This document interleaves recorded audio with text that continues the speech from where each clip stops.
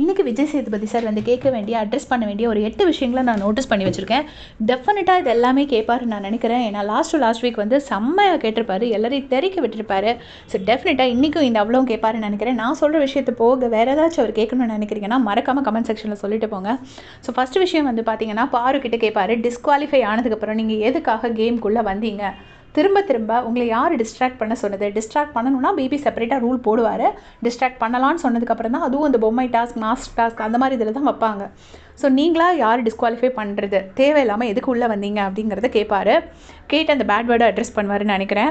And second thing வந்து கடைசியில் பாரு வந்து வரும்போது சபரியை எதுக்கு நீங்கள் அவ்வளோ ஃபோர்ஸாக புஷ் பண்ணீங்கன்னு ஷுவராக கேட்பார். ஏன்னா அதில் ஆல்ரெடி கண்ணில் அடிபட்டிருக்கு, எதுக்காக புஷ் பண்ணீங்கன்னு கேட்குறதுக்கு நிறைய சான்சஸ் இருக்குது.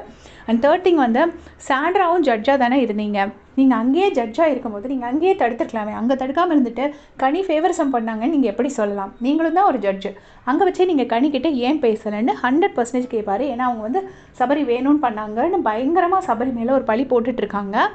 அதுக்கடுத்து வந்து அந்த ப்ரஷ் இஷ்யூவை டெஃபினட்டாக அட்ரஸ் பண்ணுவார். இந்த ப்ரஷ்ஷை யார் எடுத்து ஃப்ளஷ் டேங்க்குள்ளே போட்டது சொல்லுங்கன்னு சொல்லி ஷுவராக கேட்பார். ஏன்னா அது ஒரு பெரிய இஷ்யூவாக ஓடிட்டுருக்கு. இப்போது மார்னிங் ஃபுல் டிஸ்கஷன்ஸுமே இந்த ப்ரஷ்ஷை பற்றி தான் போயிட்டுருக்கு. அதுக்கப்புறமா திவாகர் கிட்ட அந்த தீண்டத்தகாதவருங்கிற வார்த்தை இந்த வாரமும் தரம்னு சொல்லியிருப்பார். ஸோ தரம்ங்கிற வார்த்தை இனிமேல் இந்த ஷோவில் வரவே கூடாதுன்னு விஜய் சார் லாஸ்ட் வீக் சொல்லியிருப்பார். அதையும் தாண்டி தரம்ங்கிற வார்த்தையை திவாகர் வந்து பார்வதி கிட்டே யூஸ் பண்ணதை நான் பார்த்தேன்.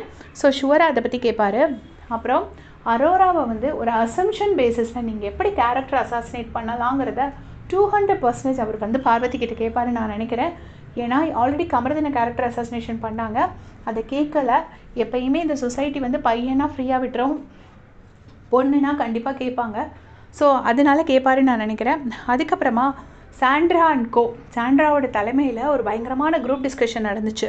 நாமினேஷனுக்கு, பெஸ்ட் பர்ஃபார்மர், ஒஸ்ட் பர்ஃபார்மருக்கு, கேப்டன்சி டாஸ்க்குக்கு எல்லாம் குரூப்பாக சேர்ந்து அடித்தாங்க. அந்த குரூப்பு டெஃபினட்டாக கேட்பார். அதுக்கப்புறம் பிரஜன் வந்து எப்போ பார்த்தாலும் வேறு மாதிரி ஆகிடும், அப்படி ஆகிடும், அப்புறம் சீனே நல்லா இருக்காது, வேறு மாதிரி சீன் ஆகிடும், வெளியில் வேறு மாதிரி போயிடும், இப்படிலாம் சொல்கிறாரு. ஸோ இந்த விஷயத்தையும் அவர் கண்டிப்பாக அட்ரஸ் பண்ணுவார் அப்படின்னு நான் நினைக்கிறேன். இது போக வேறு என்ன கேள்வியை மிஸ் பண்ணியிருக்கேன்னு மறக்காமல் சொல்லிட்டு போங்க. தேங்க்ஸ் ஃபார் வாட்சிங்.